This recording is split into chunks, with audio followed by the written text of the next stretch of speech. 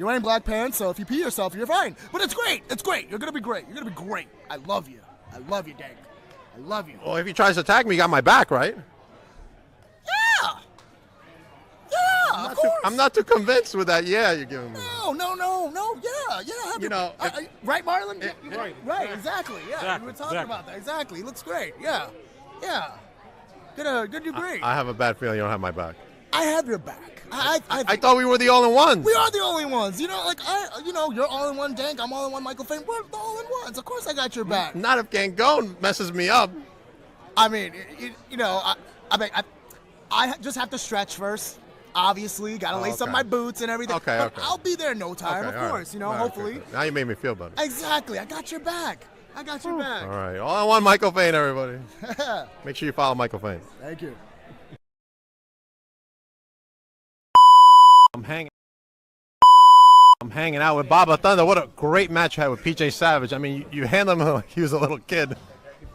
Well, the outcome wasn't the exactly how I envisioned it before, but yeah, we're here, and I hope that's not the last time I see him and I see the Titan organization. I'm very appreciative of them welcoming me here, and the atmosphere here was electric. So appreciate you. All right, what's next for you in Contra? Well, we'll see. It was important for me to do this and come here. Now it's time to focus on other tasks, and I hope this is not the last time you see me. All right, well, thank you for being at Titan Championship Wrestling's 5-year anniversary. Baba Thunder, make sure everybody follows Baba Thunder and gets any merch from where? Where can they get your merch? Hey, hit me on the Instagram. Everything is on the Instagram, Baba Thunder. See you on the social media. I'm bringing the thunder. Whoa. Trained me, shown me guidance are on these walls, and it feels bizarre and surreal to be joining them. He's a good guy. He's an outright kind of guy. But listen, we got Slime Bowl City tickets. I'm Cora, and I am your winner of this. I like it, Dark Papa Dick. You don't? Are you scared of the Dark Papa Dick? It's great. It's great. I can't wait. The first, and realistically, the only. I'm doing great. How are you? We just did steal it last time, but it's in safe hands. My son is watching it. Are you positive? Yeah, my son is watching. Look at me! I'm a physical specimen. Very spicy, very spicy. You got the dirt. I wish I literally love conventions. Like, I'm gonna try to get through her. That's my motivation today. What's your home? I wish I could. Coming soon. You can check her out on Monster Center.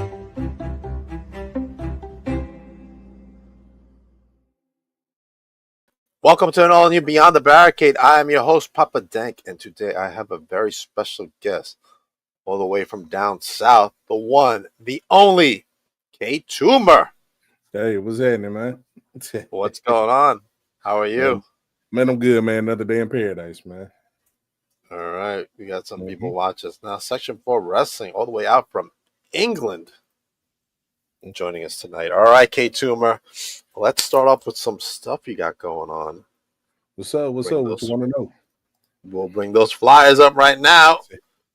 We got the Memphis Wrestling Wrestle Center with a special seminar by the one and only Jamie Noble coming up on February 6th.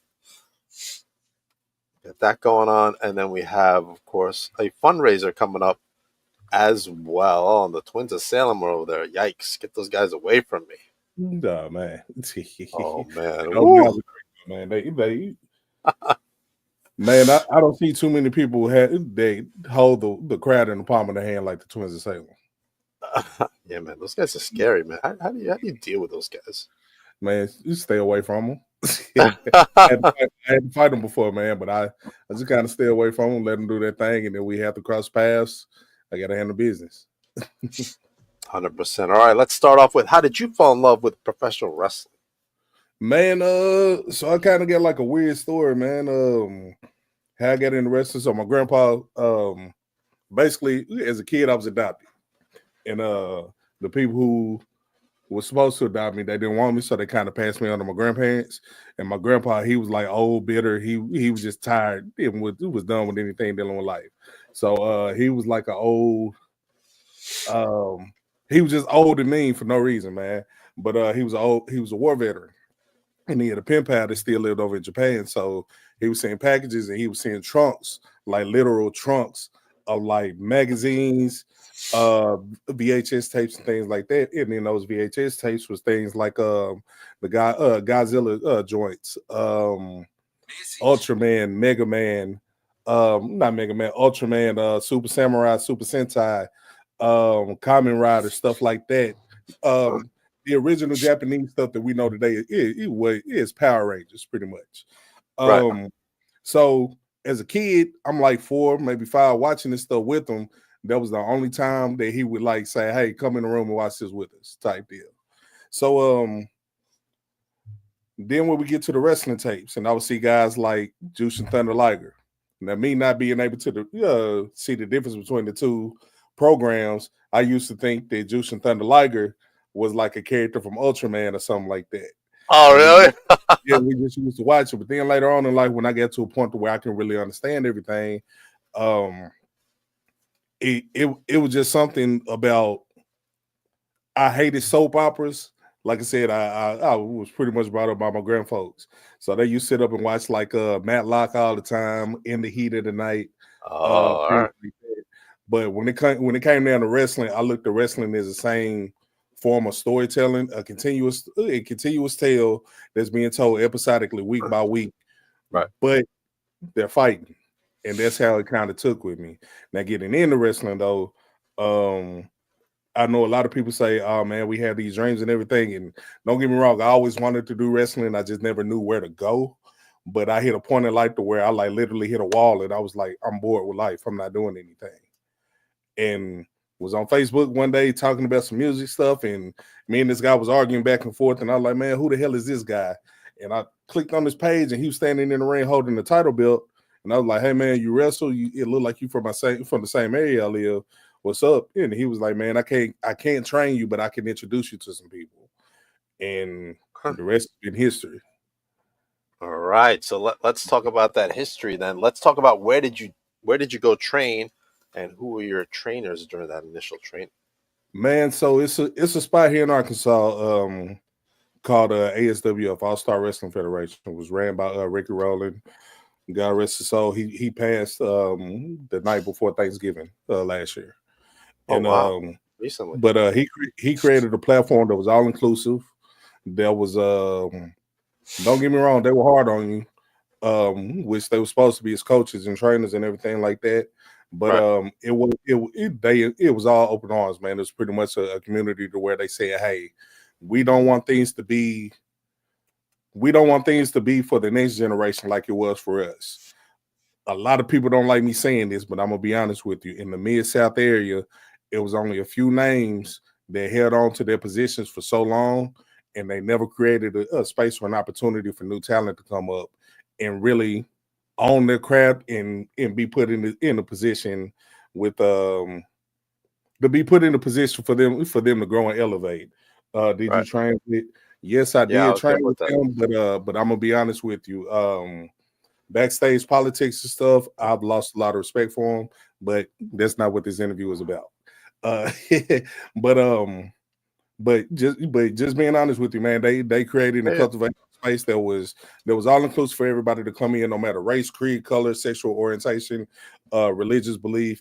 When we were training, we didn't think about anything like that. We were just training because we wanted to try to put on the best product that we could.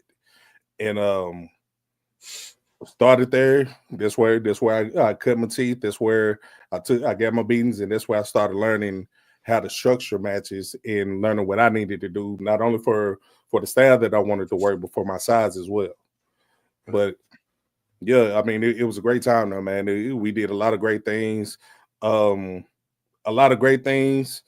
Introduced a lot. I've met a lot of great people that I still call bros today. Like, if it wasn't for me stepping into wrestling, getting their bone thrown, going and paying for training, and meeting them at their location, like, I probably wouldn't be doing half anything I'm doing right now. All right. Tell me about your first match. Who was your opponent, and what were your thoughts being in front of a crowd? Man, my first match was trash. Was it? My first match was horrible. So being in front of crowds, I'm used to it because I've been in the music business since I was like 12. So I was used to performing, being on big stages and things like that. But wrestling for me is it's an adrenaline rush. But I kind of looked at it in the same way as it was when we were rapping and singing on stage. But the first match that I was in, man, I was a mystery tag team opponent for somebody. And the best way I can put it is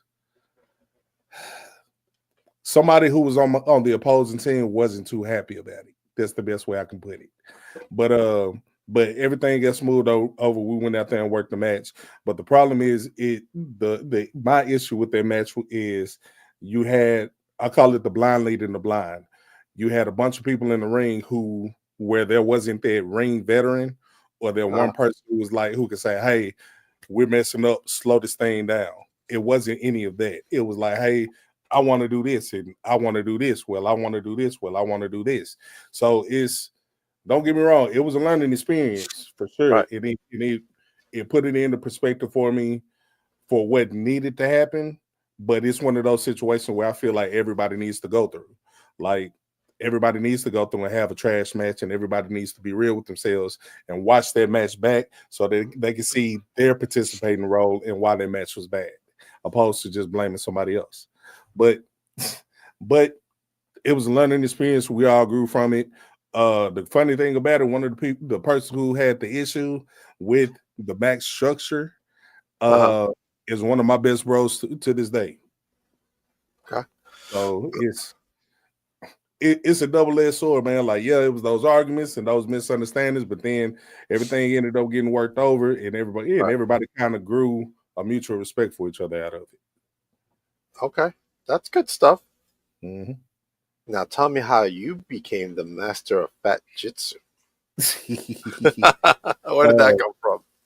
All right, so outside of doing music and everything, I came up playing football, and one of the things that I did for being a bigger guy, footwork is everything. So I played basketball. I was on the track team, but only practice track. But football, basketball, track, but I also did kickboxing, jiu-jitsu, MMA, all throughout high school going into college. So when I got into wrestling, I was like, how can I take something that I know and bring it to where it makes sense in this world? So then, like I said, I was real big on Japanese wrestling.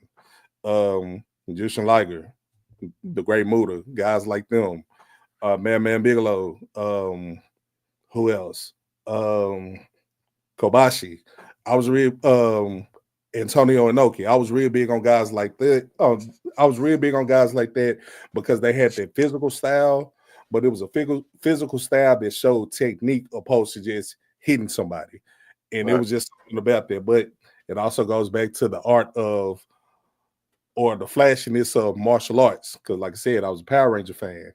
I was an Otaku fan. I was a Ultraman fan. So anything dealing with mixed martial arts, ninjas, and all of that stuff, I was real big into it. And then I wanted to find a way to take what I was doing and what I already knew and translate it into wrestling, because I felt like doing that, I already had three stepping blocks ahead of where I should have been because I already had that formal training. What really put it into perspective for me that made me say, hey, this is my style. And I know a lot of people laugh at me for saying this, but when I really got into ECW, our reception was so bad we thought Taz was black. but the thing that drew me to Taz was, one, for me, Taz was one of the first people that I saw really using a submission as a finish. Right. And then on top of that, it was just something about those throws, the Sambo suplexes, the head-on suplexes, the capture suplexes. The throw itself for me wasn't as bad as getting hooked for it. And I loved it. I always loved the setup. Everybody knew once Taz got his arms around you, you was going for a ride. Right.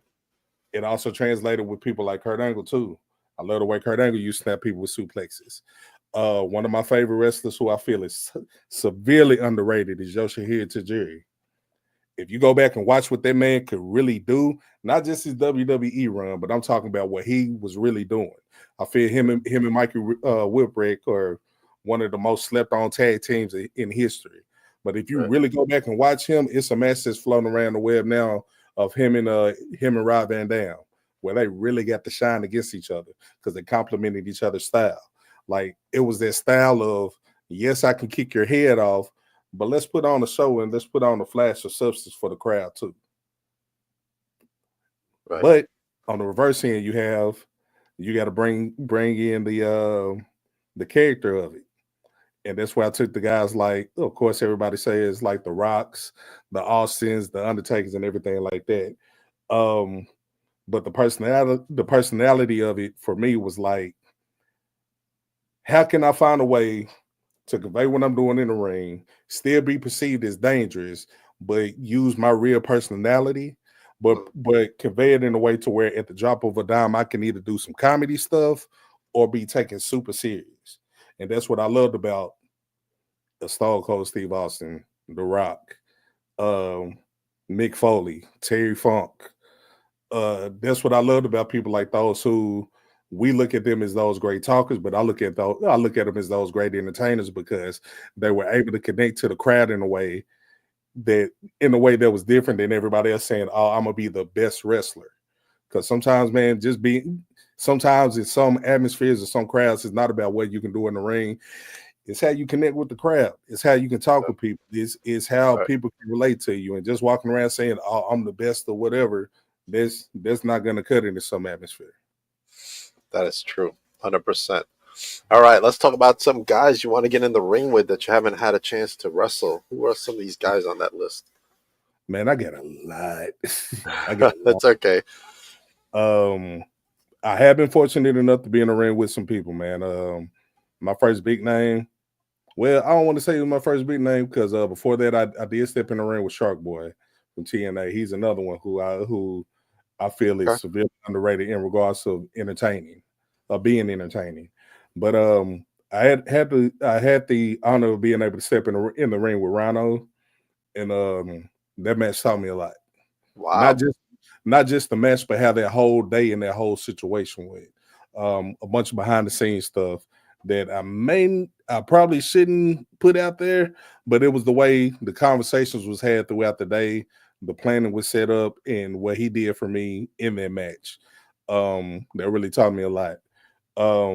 Number one at the top of my list, and this should be kind of obvious because we kind of got a joke about it in my local circle. But if I'm fortunate enough to get him before he retires, I want to get in the ring with Samoa Joe. I feel like I can learn from that match, but that's a dream match of mine because watching him from Ring of Honor, stepping into TNA the way that he did, he was one of the first ones, not just him, because like I said, I got the influence from Bam Bam Bigelow and John Tenta and Big Boss Man, the way that they move fluidly in the ring. But he was the first one that was somebody of a bigger stature that worked a style similar to what I'm a fan of. And it just worked. And what I loved about it was they let him be him. They let him go out there and they let him be him. And if it worked, it worked. And if it didn't, it didn't. But I feel like I got to get in the ring with him. But not just him. I wish I could step in the ring with the Keith Lee. A healthy Keith Lee. But I'm the type, man, as long as we can get in there and have a great match, as long as we can do something that's going to bring the crowd off their feet, elicit some kind of emotion from the crowd, and do something that make people want to tune in and most importantly have fun with it, man. I'm willing to step in the ring with just about anybody. All right, good stuff. Tell me about your toughest match to date. Why was this match so tough, and who was your opponent? Toughest match to date. Ooh, I want to say Big Con from the Ascension. Okay.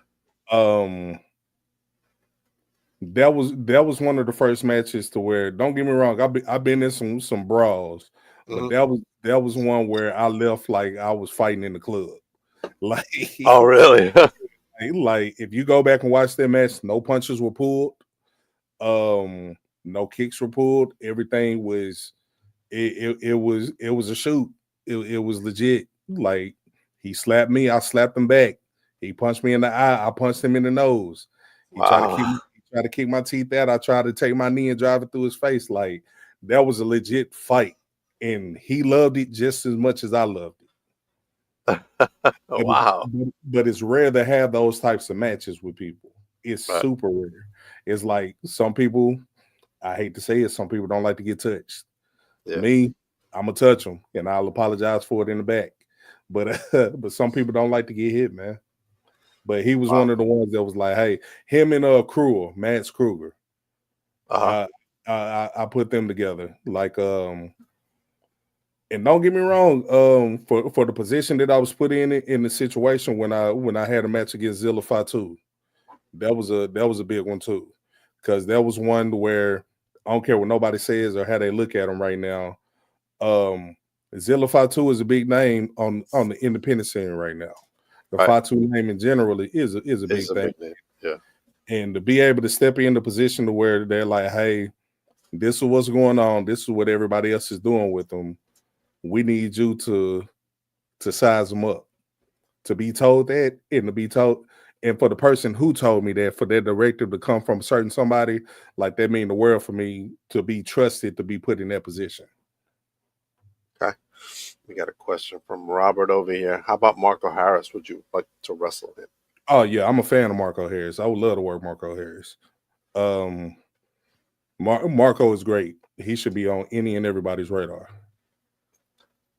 He should. I've heard his name a couple of times Mm-hmm.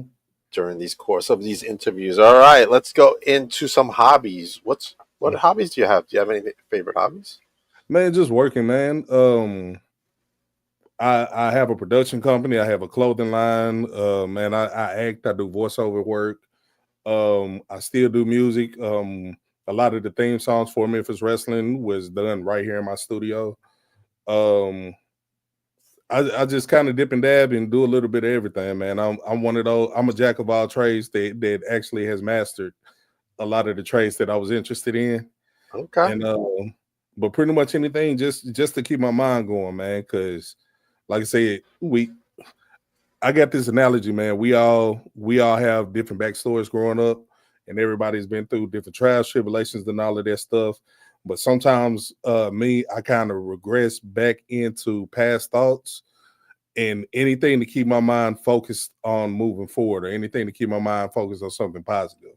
That's what I'm all about. All right. What about any favorite films that you've seen recently? Recently. The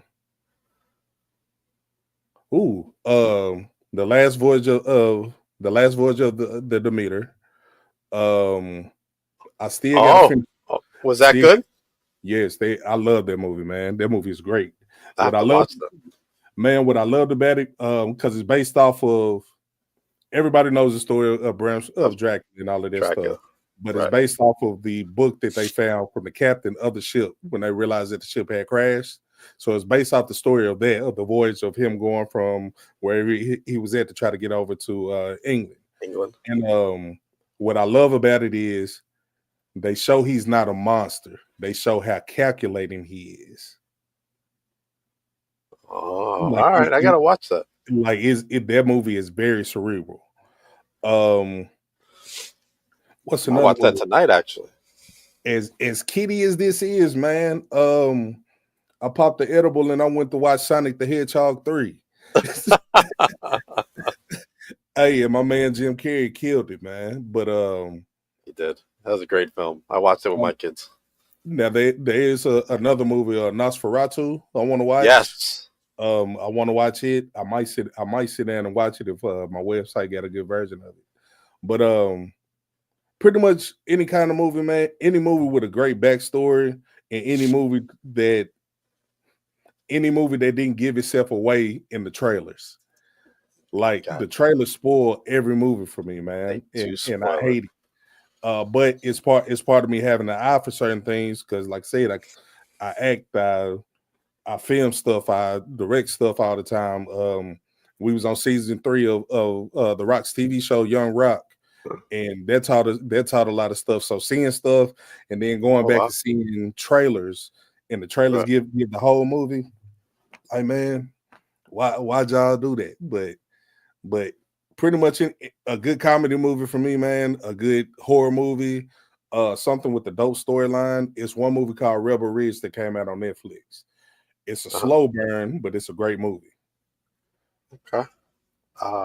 Serena's got a question, but before we get to her question, now as the master of fat jitsu, you must have some good munching habits. So tell us some of those good eats that you're having. Oh man, Waffle House. Waffle House. Waffle House is my joint, man. But I like to cook too, man. Occupation wise, for my 9 to 5, before I get into what I'm doing now with IT and engineering, I ran hospital kitchens and eateries. So came up, went to culinary school, did all of that, got bored with that, said I wanted something else. I moved to Florida, went to the Palmer School of Chiropractic Sciences.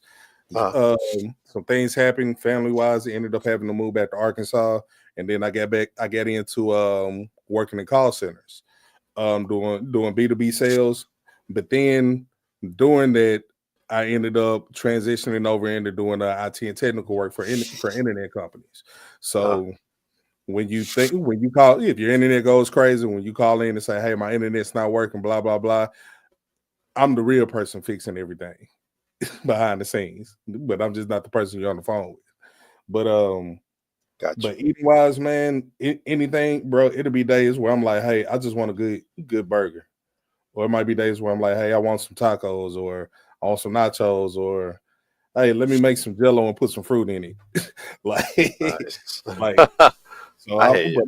But I'm not picky, man. I'm simple, man. It'll be times I'll walk in a 5-star fancy restaurant and I'll order chicken nuggets or chicken strips.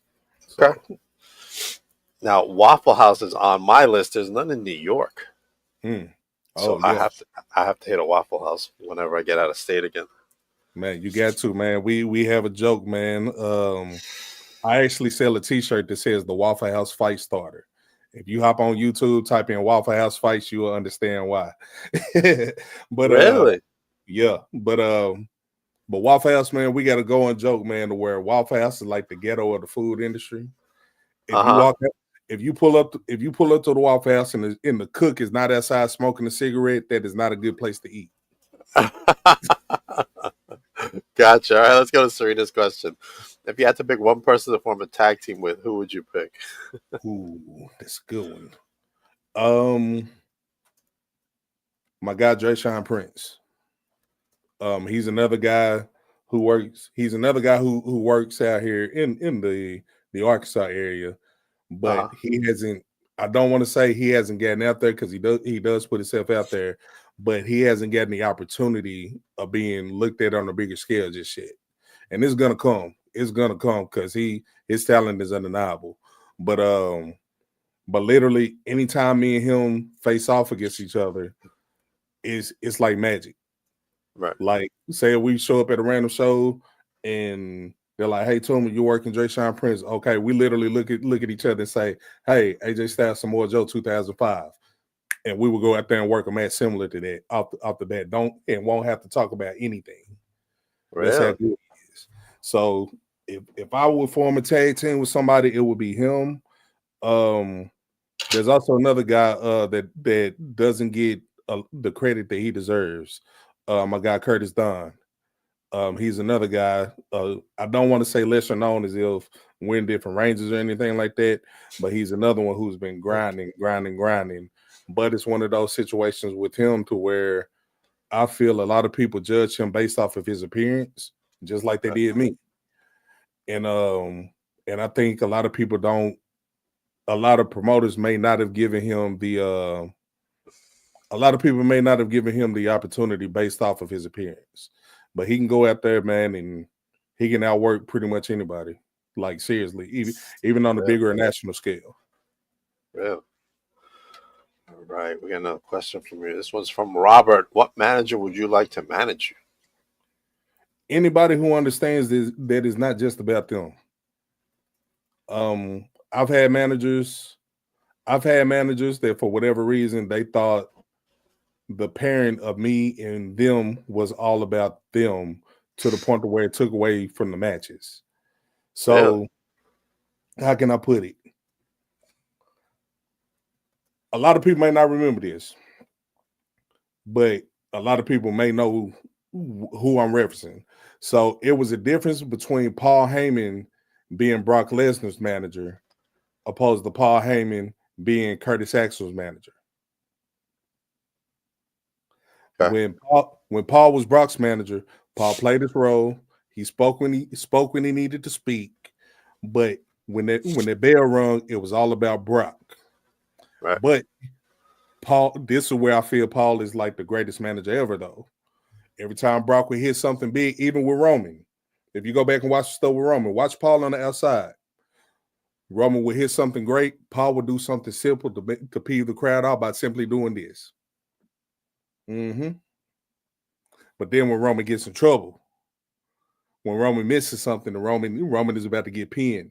You see Paul on the outside about to blow his brains out because he's going crazy. He's going ballistic. Oh my God, my tribal chief. What's going on? Oh my God, I can't help you fight. Get up, please. Right. It's little things like that for me that make a great manager.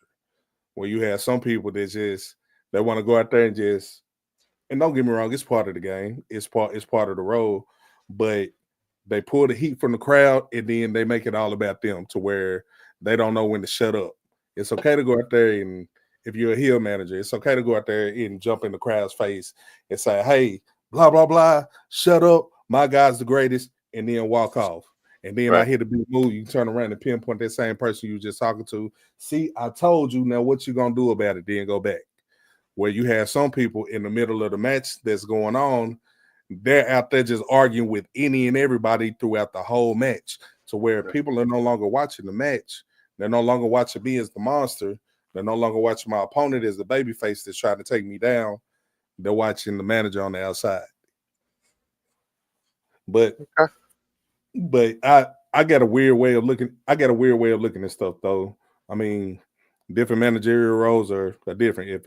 If I have a woman manager, hey, she can take center stage because I already know where we can go with it. We can easily. I don't like romance angles, but if I have a woman manager, we can easily play the Beauty and the Beast role. So when she talks all this trash, gets in everybody's face, and as soon as anybody gets mad at it, I pop up and I'm the Beast. What you gonna do to me? Okay, that's a good way to look at it. All right, good stuff.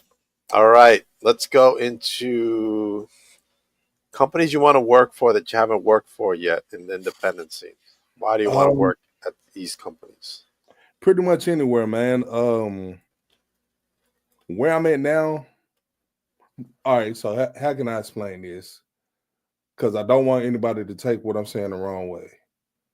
I want to work some in everywhere. I want to work new opponents. I want to do whatever I can, not only to help get myself out there, but say if somebody want to book me to come in and put somebody over or to help advance somebody, I have no problem doing that. But we're in the digital age.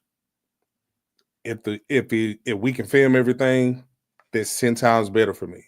But you have some people that are saying, hey, I want you to drive from Little Rock up to Chicago and we're going to work in front of 12 people and nothing's being filmed. For me, that's a bad booking for me because we're not getting anything out of it. Right. I feel like I kind of pigeonholed myself, but I have a reason for it. Like I said, I'm from Arkansas, man. I live in Arkansas. My home base is Memphis Wrestling. It's a lot of great talent in the area. It's a lot of great talent spread out across the Mid-South. My problem with a lot of things, though, is a lot of stuff is so negative and it's so drama-based when it comes down to who works in different promotions and who works here and there. And me personally, I just choose to stay out of it.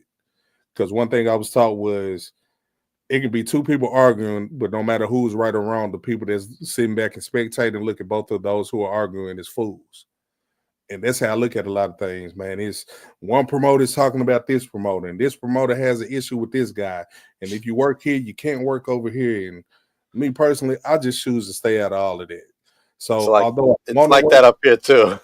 So although I want to work everywhere, as soon as I get any kind of glimpse of any kind of backstage drama, I'm like, yeah, I'm good. What about EPW? EPW is a great company. I love working EPW. Okay. Mr. But Neil Taylor over there. yeah, man, Neil is a great guy, man. He is. A great guy. 100%. All right. Last question from me. Yep. What are your thoughts about this new year, 2025? Where do you want to see yourself by the end of the year? Man, just anywhere that seems like it's a step in the forward direction. I'm real big on not backpedaling. I'm real big on not going backwards.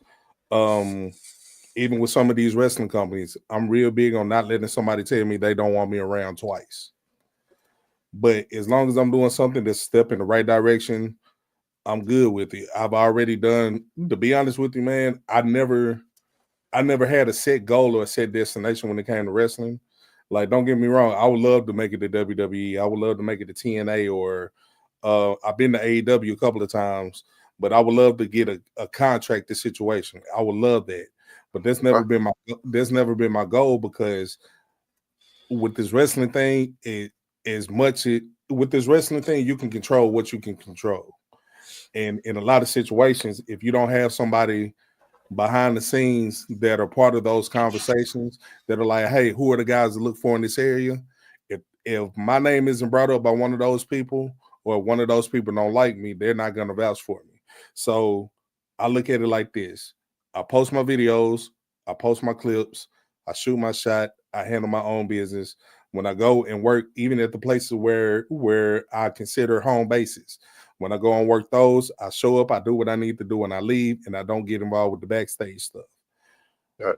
But that can also be a double-edged sword, because I don't want to say it's a nepotism game, but if you've been in the wrestling business long enough, you know, in a lot of situations, it's not about what you can do, it's based off of who you know.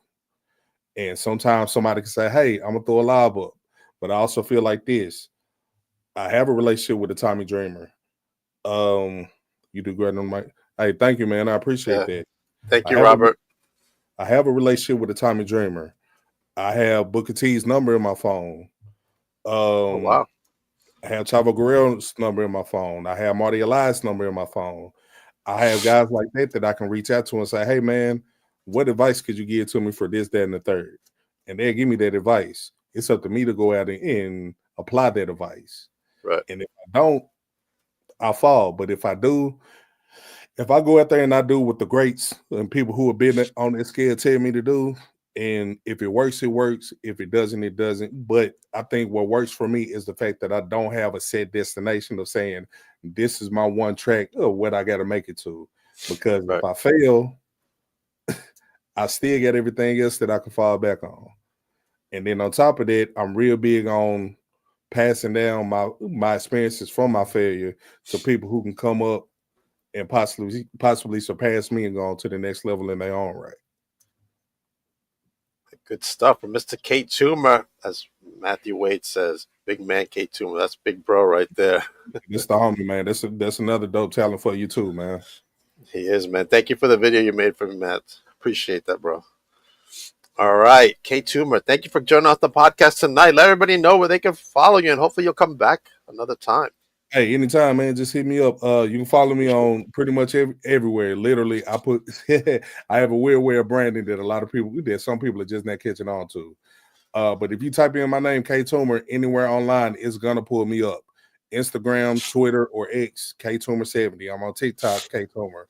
YouTube, subscribe to the new channel, which is K-Toomer TV. All types of stuff, man. Not just dealing with wrestling. I don't dib and dab in politics or anything like that, but I do these pieces called Tough Love from Big Bro, where I literally get on there and I show tough love, but it's from a place of a good heart.